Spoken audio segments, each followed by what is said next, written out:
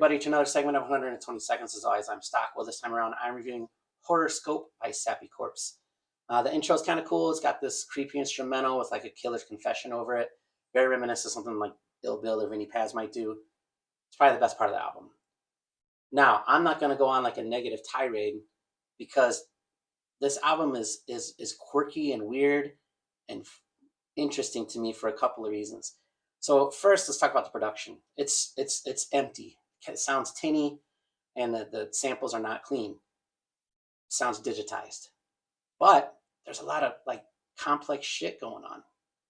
And the rhymes, I'd say it's the same. Some of the time, the rhyming is super on, like in a classic hip hop kind of way. Some of it's a little bit choppy, and that's also pretty solid. Some of it is offbeat and terrible, and this is all the same person. So it's really strange. It's really strange. Another thing that is strange, I might take some heat for this, but I for real can't tell if Sappy Corpse is male or female. I think that adds an element of like quirkiness and interestingness to it all on its own. Whether they are male or female or non-binary or transitioning or whatever, I'm not judging. Be who you are, Juggalos. Be who you are, Sappy Corpse. All love to you. I just think it adds an element of like mystery to things. And I don't know if it's on purpose, but if you check out like the Instagram and her TikTok, their TikTok, I didn't say her. I think they're female for the record, but I for real can't tell.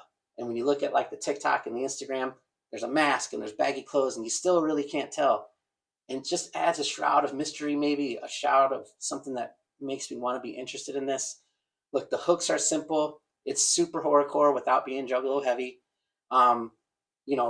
The beats kind of have promise. If I think if your production value or maybe who you're hiring as a producer could be stepped up, and improving your hooks and your delivery to where it's at for the whole song instead of just parts of songs, I think there's promise here.